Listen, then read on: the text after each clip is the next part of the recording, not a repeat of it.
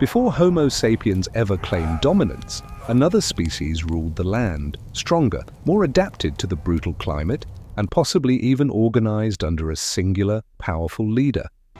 This is the story of a Neanderthal so feared and respected, he may have been the first true king of Earth. Today we're talking about the prehistoric warrior who ruled before us. So let me set the scene for you. You are here in Ice Age Europe.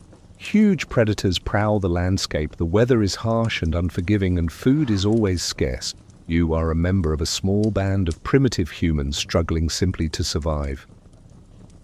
This was the world inhabited by the Neanderthals, a species of extinct humans closely related to us moderns. They were stockier, stronger, and better adapted to the cold than we were. No, they weren't the mindless cavemen that Hollywood would have you believe. They made and used complex tools, hunted large game, wore clothes, controlled fire, and probably lived in small, close-knit tribal groups. If they had tribes, they most likely had leaders, and if there were leaders, then there could have been a ruler like none other, a king. Now hold on a minute. Just because the Neanderthals had leaders doesn't mean they also had kings. That's a big step, but it's not beyond the realm of possibility. Remember, these were high-stakes survival situations we're talking about. Strength, intelligence, and charisma mattered. And men, Neanderthal men especially, loved to show off their strength. All across Europe we find bones with healed fractures.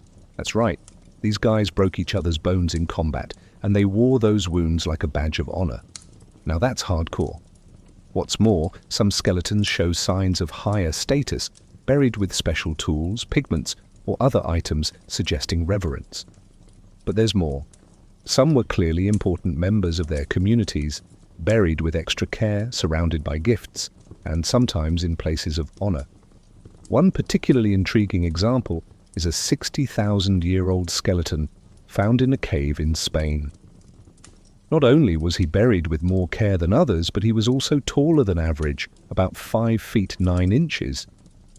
That's pretty tall for a Neanderthal. I mean, they were stockier and shorter than us, but still, this guy was a giant. Researchers think he may have been a shaman, a healer, or some other important figure. But I can't help but wonder if he might have been something more, perhaps a chief or even a king. You see, size does matter. It shows dominance, strength, and power. He was clearly a leader of some kind, and who knows what else he may have accomplished. Maybe he united rival clans. Maybe he expanded his territory. Maybe he led legendary hunts? We don't know much about the Neanderthals, but we do know that they were capable of great things.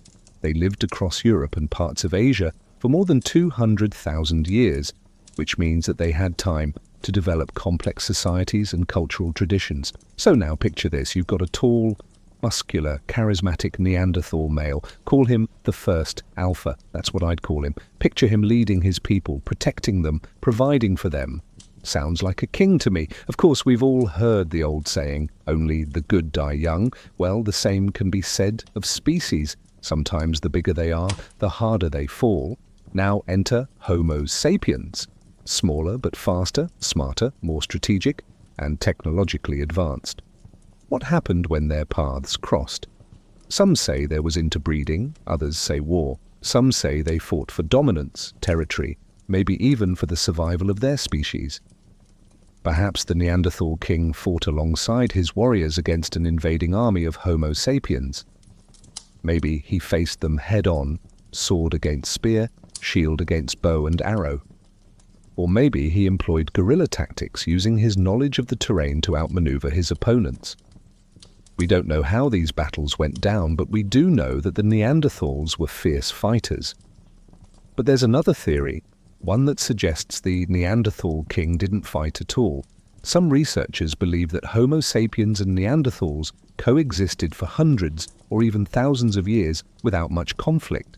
That's right, they lived side by side, sharing resources and maybe even trading ideas. This might sound unbelievable, but remember, we're talking about humans here.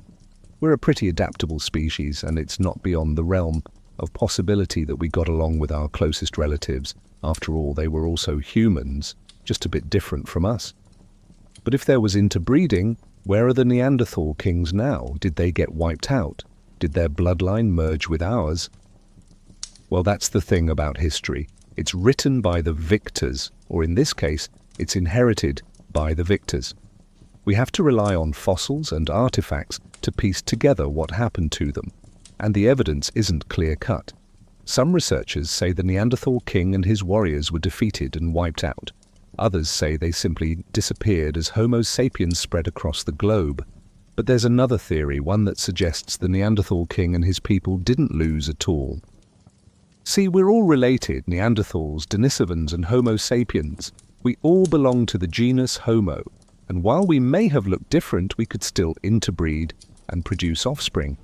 It's a scientific fact that many of us still carry Neanderthal DNA in our bodies, up to 4% in some cases. That means that somewhere in your genetic makeup, there's a small part of that ancient warrior king flowing through your veins. How crazy is that? So here's what we know for sure.